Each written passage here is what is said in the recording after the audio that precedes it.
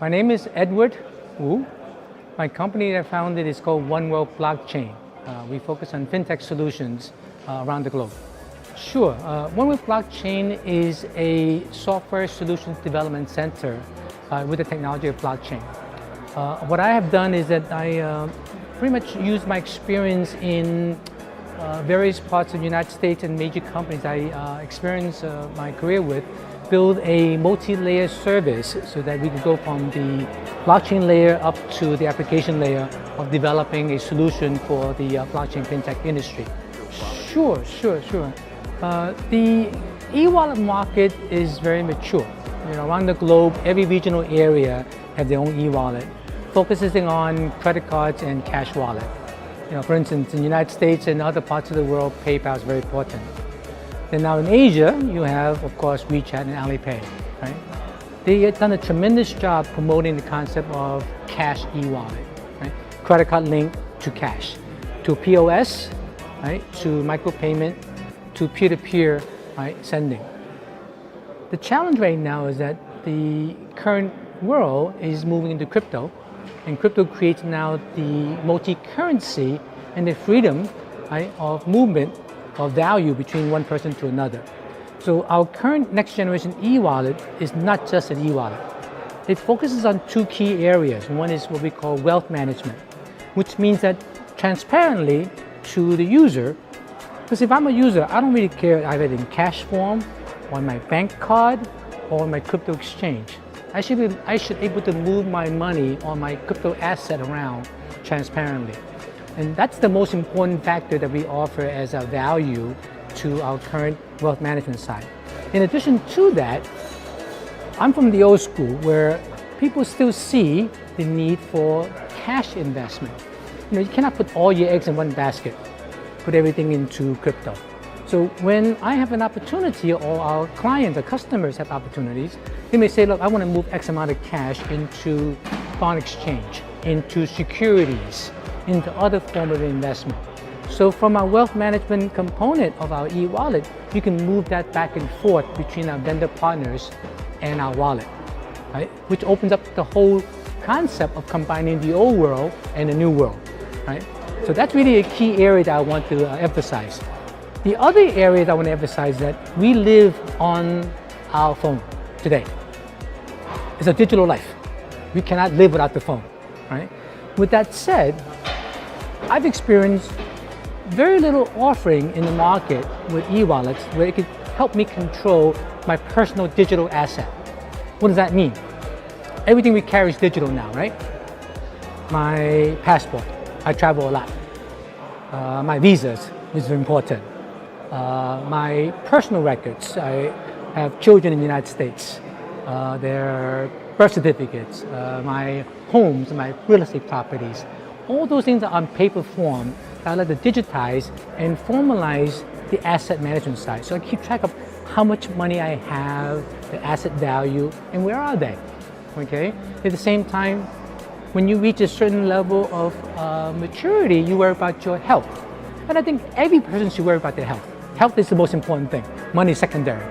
So the idea of keeping track of your health records, your medical records, at your fingertips, in our e-wallet is very important because it's no longer locked into a particular area. So I have my medical records in the United States. I want to make sure that's available in my phone.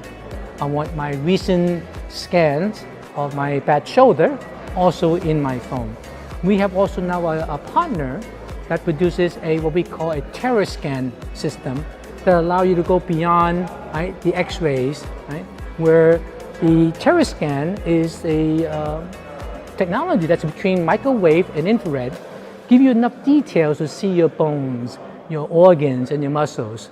That information is so critical to protect yourselves in case you ever need it to show to your doctors or your hospital who you are and what you do. So all those things are in the personal asset management side. I think that's important because, again, you own your records. You don't want to have it all over the place, right? I have records in the United States. I have records in Hong Kong. I have records in China. Everywhere. I got to have it in one place, and I want to control it. I don't want the hospital to control it. I don't want the government to control it, right? So that's the personal asset management side, right? In addition, like any other e-wallet, we feel that we need to offer the e-commerce. Right? E-commerce is very important. Right? So you can actually buy things with this. Micropayment, buy a cup of coffee from Starbucks. Right? All those become an ecosystem now of our next generation e-wallet. So you don't have to think, do I actually now have a cash? Do I have actually credit card? Do I have crypto? It doesn't matter. You say, oh gosh, I need my Visa to show to my, go to Singapore or go to Japan, right? You need to show all the information readily at your fingertips. Somebody stops you and says, well, you know, I see that you're bleeding, something's happened, you go to the hospital real quick. Right? You want to have all those records in place, your blood type, who you are, right? Oh, by the way, I have a bad shoulder, you know, all those things should be displayed, immediately available to the doctor to help you right away, right? So maintenance is very important for your health. I think having those records in place allow you to become now your owner of your own health, right? So that's the reason why we created this WoToken e-wallet, the next generation e-wallet. It's a great question. So in China, there's two giants, WeChat Pay and Alipay. Okay. Alipay more on the commercial side, B2C, and then the WeChat more of the P2P side, person to person, okay? They've done a tremendous job digitizing China or Asia. Right? I remember coming to China 10 years ago, it was credit card and cash. Now no one carries cash. So they have actually set a standard for us. And so I don't even see them as a competitor.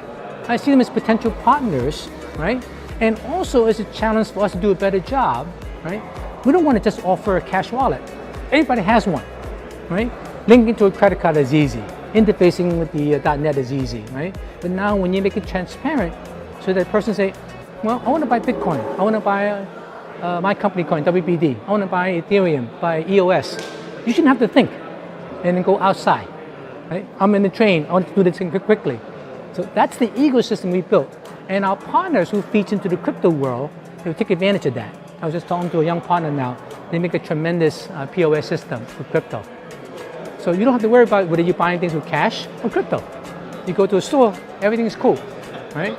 So our friends at WeChat and Alipay haven't really made that movement yet. But when they do make that movement, right, I welcome them, right?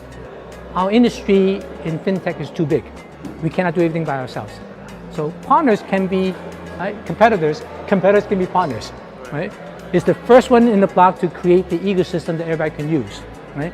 And competition, based on my years' experience in the financial world, keep you on your toes. It's good. Okay. Again, very good question. It's I would say the flip side of the cash wallet, okay? You have IM token, you have BitPi, you have 10,010 wallets out there. Again, their focus is to have you store the digital asset. Maybe some of them links to an exchange. Maybe some of them came from the exchange. But they only serve you on purpose. Exchange you back and forth, right? If you're lucky, you may have some cash wallet capability, right? But it's not an ecosystem. It's not a solution. It's just keeping track of my coins, right? If I don't use the coins for other purposes, zero functionality, right? And I think that's not what the current digital wallet is meant for. It's only meant for convenience for you to store your asset. What we're offering is very different. We're offering you a functional use of that coin. And the exchange becomes nothing more than a conversion vehicle from cash to crypto back to cash.